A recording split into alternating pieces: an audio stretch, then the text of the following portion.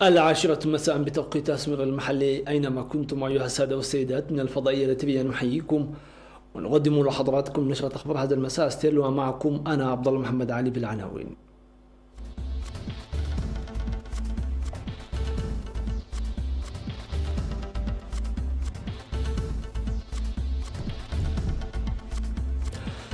تبرعات للتصدي لفيروس كورونا والوقاية منه. تقييم مؤسسات تجارية زادت الأسعار بطريقة غير قانونية. تطبيق التعليمات الصادرة في عصر. مقتل ثلة من الجنود النيجر وعشرات المسلحين قرب مالي. السعودية توبخ روسيا بشأن انهيار أسعار النفط في الأسواق العالمية. ومقتل شخصين في اعتداء بالسكين في جنوب شرق فرنسا.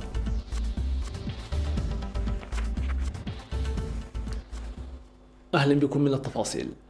تم تشخيص إصابة 7 مواطنين بفيروس كورونا المستجد بعد أن أجريت لهم الفحوصات الطبية في المختبر الطبي الوطني.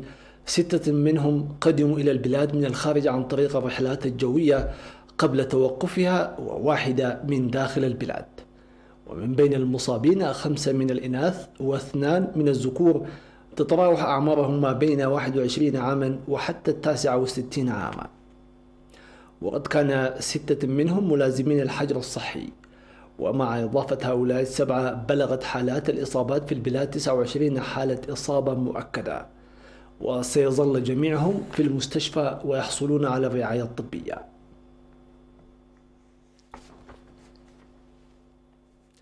في الوقت الذي يعاني فيه العالم من كارثة وباء فيروس كورونا، يتخذ المواطنون الإريتريون في الداخل والخارج خطوات لإنجاح الجهود الحثيثة التي ظلت تقوم بها الحكومة الإريترية لوقاية مواطنيها من هذا الوباء، في عين شعار التحدي العام بالمساهمة الجماعية للتبرع المالي والعين لصالح جهود تصدي انتشار فيروس كورونا المستجد.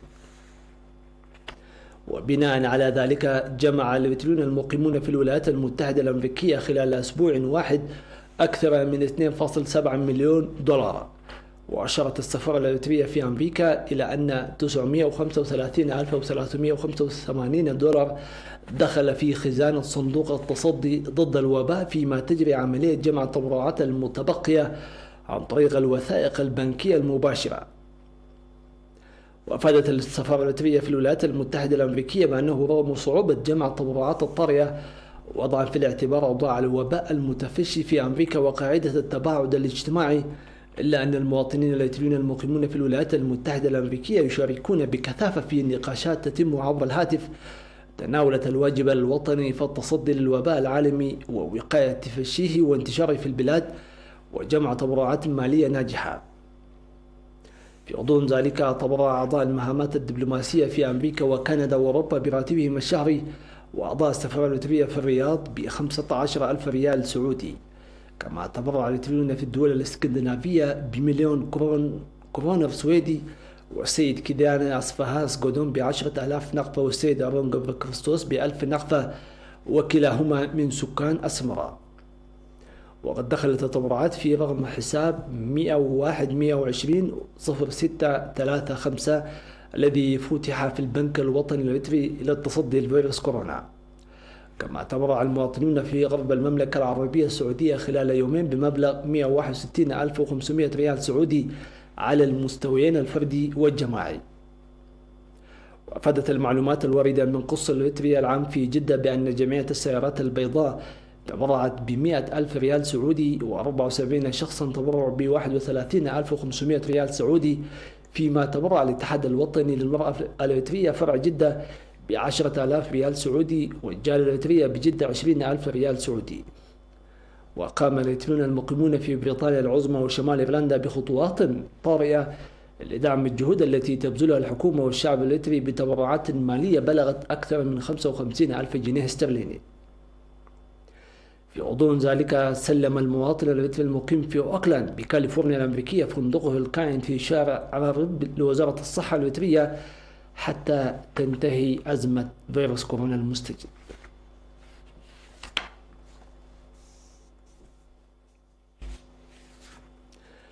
تم تغريم 386 من مؤسسات الخضروات في الإقليم الأوسط قامت بزيادة الأسعار على المواد الاستهلاكية وأنشطة أخرى غير قانونية مستقلة عن أوضاع فيروس كورونا المستجد مخالفة بذلك التعليمات الصادرة. وتتراوح الغرامات المالية التي فرضها مكتب القانون والنظام في الإقليم الأوسط على 323 مؤسسة ما بين 20 إلى 25 ألف نقفة، فيما اتخذت قرارات الإغلاق على المؤسسات 63 المتبقية. يذكر بأن وزارة التجارة والصناعة أصدرت في 21 من مارس المنصرم توضيحا مفصلا حول زيادة الأسعار، وستتخذ القرارات العقابية ضد كل من تسبب بارتفاع الأسعار في المواد الاستهلاكية أكثر مما كانت عليه في 20 من فبراير الماضي.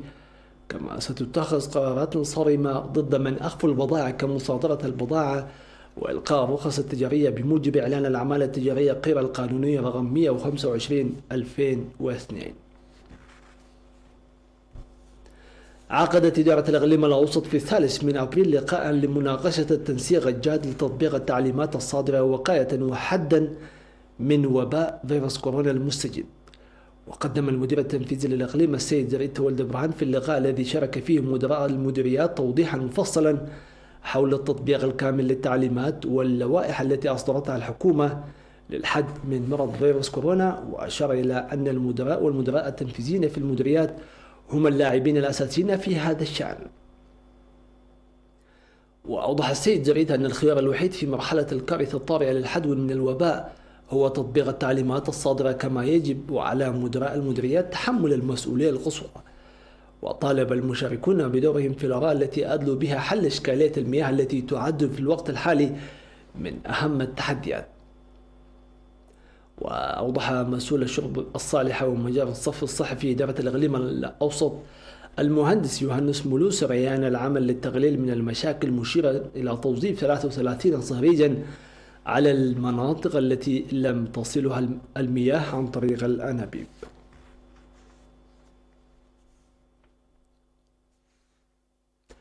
في إطار الجهود الجارية للوقاية من وباء فيروس كورونا الفتاك، أصدرت قوة المهام العليا تعليمات شاملة تمثلت في إيقاف التحركات البشرية والمركبات وإغلاق المرافق الخدمية والأسواق، حيث ظلت تطبق بصورة واسعة لأنه تظهر مخالفات يجب تصحيحها بسرعة.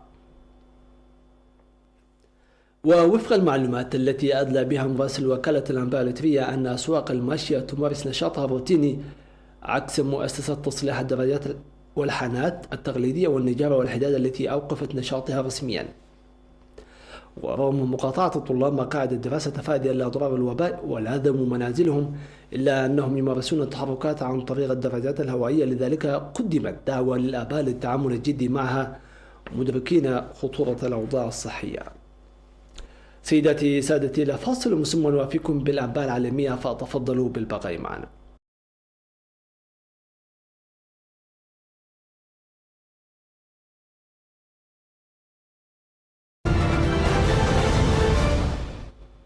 أهلا بكم من جديد.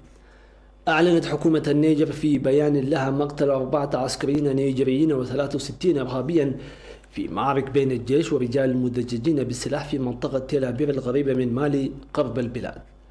وقالت وزارة الدفاع النيجيرية في البيان الذي بثه التلفزيون أن عناصر من القوات المسلحة النيجيرية اشتبكت مع مجموعة من الإرهابيين على متن آليات عديدة ونحو 50 دراجة نارية.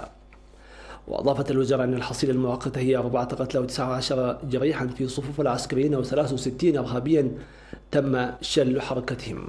وتقع تيل أبيب في منطقة الحدود الثلاثة بين النيجر ومالي وبوركينا فاسو، ومنذ يناير الماضي منعت التنقلات فيها على دراجات نارية لمنع عمليات الجهاديين الذين يستخدمونها. وأسفرت أعمال العنف الذي يرتكبها جهاديون وتتداخل أحيانا مع نزاعات بين مجموعات سكانية في منطقة الساحل عن سقوط 4000 قتيل في مالي والنيجر وبوركينا فاسو في 2019 حسب إحصائيات الأمم المتحدة.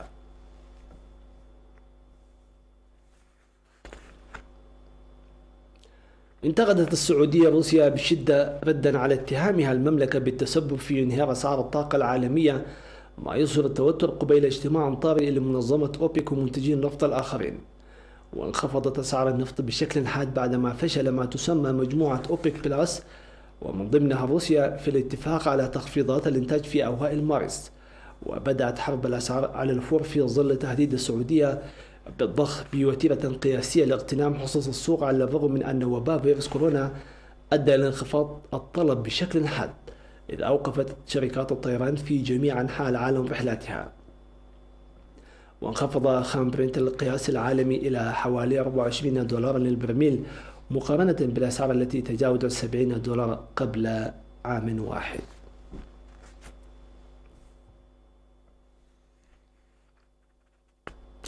أسفر اعتداء بالسكين في رومان سواريز بجنوب شرق فرنسا عن مقتل شخصين على الأقل وجرح آخرين وفق ما أعلنت مصادر متطابقة، وتم توقيف المشتبه به، فيما تولت الشرطة الجنائية في ليون التحقيق.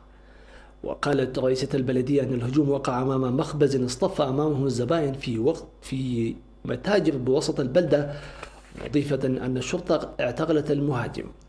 والبلدة خاضعة حاليا لإجراءات عزل لمكافحة فيروس كورونا المستجد، لكن يسمح للسكان بالخروج فقط لشراء الضروريات.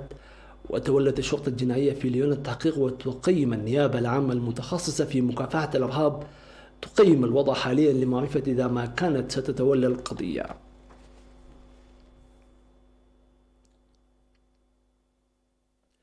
وفي الختام، قال رئيس البنك الدولي ديفيد مالباس أن من المتوقع أن تؤدي جائحة كوفيد-19 الآخذة في الانتشار بشكل سريع إلى ركود عالمي ضخم، من المرجح أن يلحق أكبر ضرر بالدول الفقيرة والضعيفة. وأضاف المسؤول أنهم يعتزمون الرد بقوة بشكل واسع ببرامج دعم ولا سيما للدول الفقيرة، مضيفا أنه سيقوم بالتحدث قريبا مع زعماء من دول القارة الأفريقية. كذلك حث صندوق النقد الدولي ومنظمة الصحة العالمية قادة الدول النامية على إعطاء الأولوية لأجور العاملين في القطاع الطبي وشراء معدات الوقاية والإنفاق في نواحي صحية أخرى لمواجهة جائحة كوفيد-19.